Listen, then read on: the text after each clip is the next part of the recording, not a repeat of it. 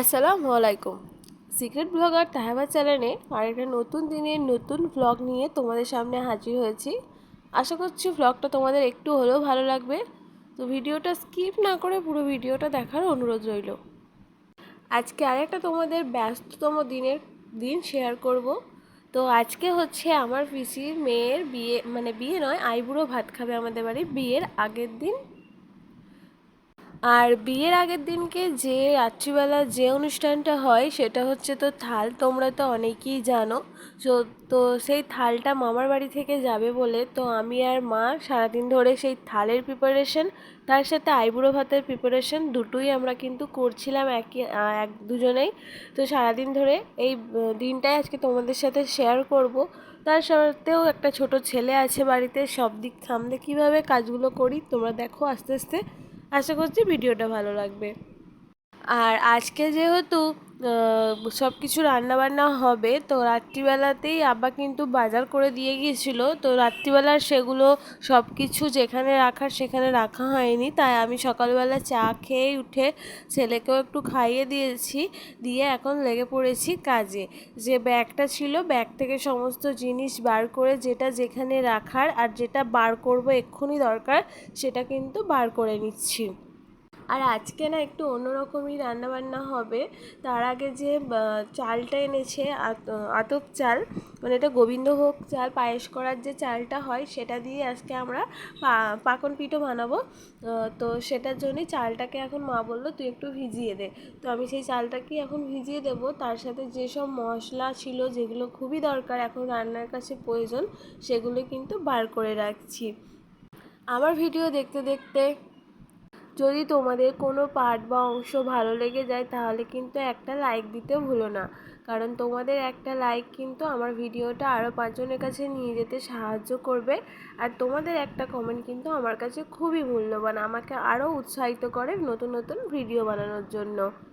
আর কি বলো তো, বাড়িতে কাজ হলে কিন্তু সত্যি কথা বলতে কোনটা কোথায় করব বা কখন করব সেটা কিন্তু আর ভিডিও আকারে তোলাটা খুবই অসম্ভব ব্যাপার। তাও আমি তোমাদের সাথে টুকটাক করে কিছু একটা শেয়ার করেছি।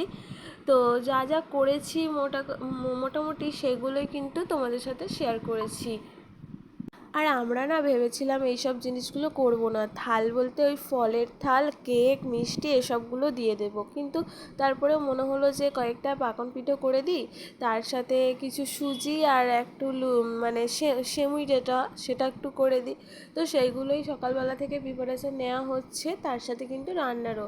আর এদিকে আমি রান্না গোছাতে গোছাতে মা বললো নাকি মা যে চিকেনটা করবে আর আজকে একটু চিকেন চাপ করবে, তার জন্য যে মশলাটা হয় সে মশলাটা বেটে দিতে বলছিল। তো এই কাজগুলো করতে করতে কিন্তু আবার ওই কাজগুলো করছি, মাও কাজ করছে।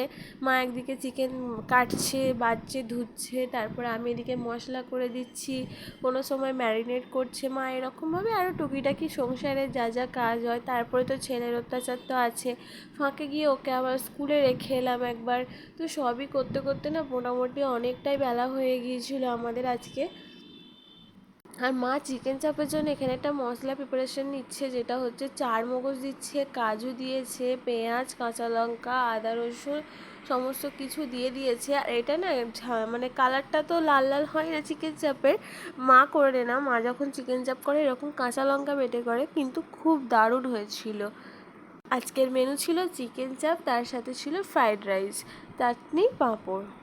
আজকে অনেক সকালবেলা ঘুম থেকে উঠেছি, সমস্ত কাজ করে নিয়েছি টুকটাক করে, তার সাথে কিন্তু জল ভরা থেকে আরম্ভ করে থালা বাসন ধোয়া, জামা কাপড় কাচা সমস্ত কিন্তু করছি ফাঁকে ফাঁকে।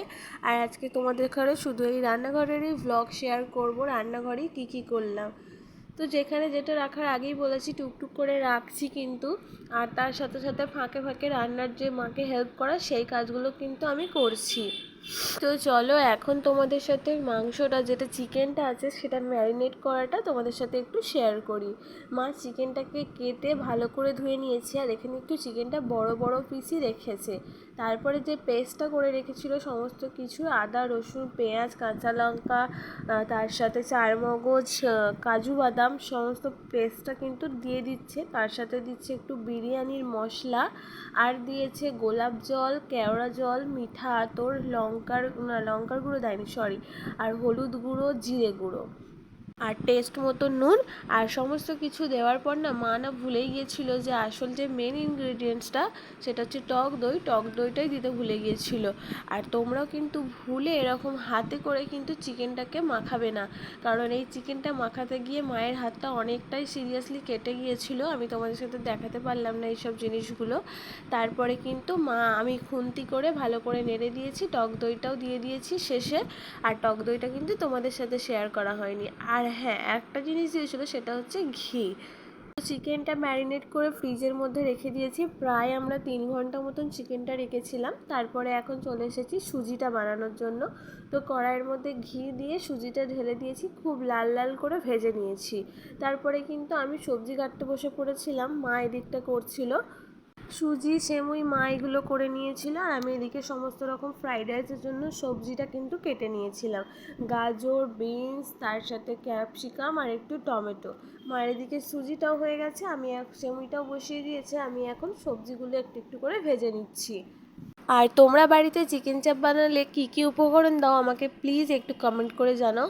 আর আমার মা তো যেটা দিয়ে বানিয়েছিল এরকমই কিন্তু বারবার বানায়, খেতে কিন্তু খুব ভালো হয়। আর ম্যারিনেট করে রাখাটা হচ্ছে ফ্রিজের মধ্যে, এটা হচ্ছে খুব একটা ভালো, যাতে চিকেনটা অনেকটা সফট হয়। আমরা যেহেতু 3 ঘন্টা মতন চিকেনটাকে ফ্রিজের মধ্যে রেখেছিলাম, তার জন্য কিন্তু খুবই সফট হয়েছিল। আর ফাঁকে বলেছিলাম গিয়ে ছেলেকে স্কুলে রাখতে, গিয়ে আসার সময় কেকটাও নিয়ে চলে এসেছিলাম। আর কেকটা না, আমি যে হোমমেড কেকগুলো হয় সেখান থেকে কিন্তু প্রথমবার এরকম কেক নিয়ে এলাম, খেতে ভালো হয়েছিল, খেতেও দারুণ হয়েছিল, কারণ বিয়ের পরে আমি তোমাদের সাথে রিভিউটা শেয়ার করছি।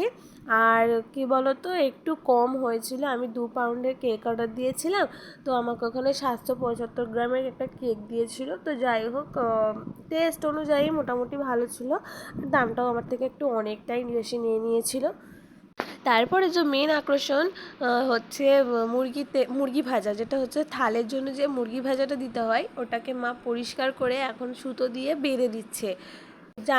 জানি না এগুলো কেমন করে বাঁধে, আমি ফার্স্ট টাইম কিন্তু এরকমভাবে মুরগি বাঁধছি, তো আমার তো ভীষণই ভালো লাগছিল। তারপরে মুরগিটাকে ভালো করে সিদ্ধ করে ভেজেও নিয়েছি। আর এদিকে সমস্ত কিছু রেডি হয়ে গেছে, ফ্রাইড রাইসও রেডি হয়ে গেছে, চাটনি পাঁপড় রেডি হয়ে গেছে। মা এখন পাকান পিঠের জন্য যে চাল গুঁড়োটা হয় সেটাকে গুঁড়িয়ে নিচ্ছে, তার সাথে কিন্তু দেখো পাকানগুলোও হয়ে গেছে, আর কয়েকটা পাকান কিন্তু মা এখনও ভাজছে।